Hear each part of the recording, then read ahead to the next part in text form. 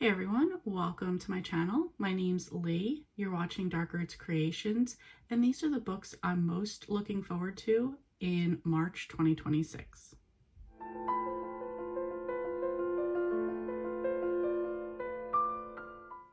This might be a surprise, but these are not all thrillers, for once. I have 3 books on my list for March. The first one is The Bookstore Diaries by Susan Mallery. Jax has a slight issue with control, as in she needs it, always. Too bad she has power only over the Painted Lady bookstore, the Victorian mansion turned bookshop she has inherited. No one else listens to a word she says. Her ex gets engaged for questionable reasons. Her beloved sister Riley wants to move away to find a husband, and the handsome contractor Jax has chosen to convince Riley to stay is only interested in Jax. Still, she's living the bookworm dream until an unhappy accident erases the names from the bookshop's lockboxes where the town keeps their diaries, which means the only way to find a diary's owner is to read it. As secrets spill and scandals surface, life at the Painted Lady bookstore gets a lot more colorful and chaotic. But for a woman who's always had to take charge, Jax will see that losing control, especially with the wrong guy, can set you free. This sounds like it'll be really interesting. I mean, imagine that there's a bookstore with a bunch of diaries and somehow now you have to read everybody's diary to find out who it is. That just sounds very interesting. I also like the idea of the wrong guy being the right one. This is like chick lit contemporary fiction and it's coming out on March 3rd. Okay, I wasn't going to go without any thrillers for March. This is How to Survive in the Woods by Kat Rosenfield. Emma Sharp knows how to stay alive. Raised by a doomsday prepper father and hardened by the startup world, she's learned to survive, adapt, and endure. First as a successful founder, and now as the wife of Logan Grant, a charismatic tyrant who's kept her under his thumb ever since the breakdown that nearly ended her life. To Emma, the marriage is a necessary cage, the kind that keeps you in, but also keeps you safe. But when she forms an unexpected bond with Taylor Cognetti, Logan's former college sweetheart and business partner, a new dream begins to take shape, and with it, a plan to help her escape her controlling husband, once and for all, on the punishing final stretch of the Appalachian Trail known as the 100-Mile Wilderness. After all, bad things happen in the woods all the time. As Emma, Taylor, and Logan venture deeper into Maine's backcountry, desire and dread curdle into something unpredictable, dark, and deadly. Someone is lying, someone is watching, and in the remote heart of the forest, someone is about to be lost or found. Okay, a couple reasons that I picked this one other than it's a thriller and it sounds good. At the top it says, Sleeping with the Enemy meets Wild in this page-turning thriller set in Maine's 100-Mile Wilderness in the treacherous final stretch of the storied Appalachian Trail, an addictive and disturbing tale of passion, betrayal, lies, and control that pulsates with erotic and psychological tension.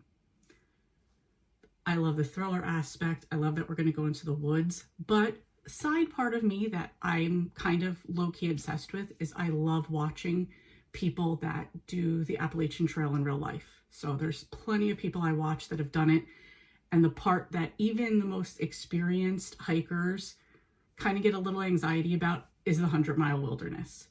So people either do this right at the end before they get to Katahdin, which is like the final part of Maine, or they do it the opposite way and start with that part first. On the Appalachian Trail, there's spots where you can like hike off, hitchhike, go into town, get supplies. In this 100 miles part, there's nothing. So you have to have all your water with you.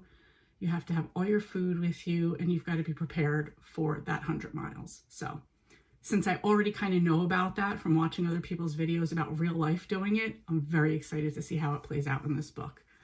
I've never read anything by Kat Rosenfield. I hope that she has some experience and makes this legit because I do know a little bit about it, so I'll be super excited for this one. And this one comes out on March 10th. Okay, and the last one, going in the total opposite direction, is a cozy mystery. This is Truffle Trouble by Amanda Flower. This is number 10 in the Amish Candy Shop series. So if you're not caught up and you don't want to be spoiled, skip over this one because there's going to be information that would spoil you if you're not up to this point in the books. Summer is finally upon the village of Harvest, Ohio, nestled in the picturesque Amish County, and folks are abuzz with their very own Bailey King's upcoming June wedding. The Amish candy shop owner and star of TV's Bailey's Amish Sweets is marrying Holmes County Sheriff Aidan Brody. To sweeten the occasion will be a scrumptious, giant chocolate truffle wedding cake, made especially for the happy couple by Bailey's New York City mentor, Jean-Pierre. Other than the risk of the ring bearer, Jethro the pig, taking a bite of the confection, what could go wrong? As it turns out, a food-related disaster does befall the day. But with Bailey in the mix, it's nothing so pedestrian as a peckish pig. At the reception, a wedding guest dies after sampling the hors d'oeuvres. Cafe owner and new caterer Darcy Woodland, who made all the food except the desserts, is pegged by police as the #1 suspect. Even more incriminating, the victim is one of Darcy's ex-boyfriends.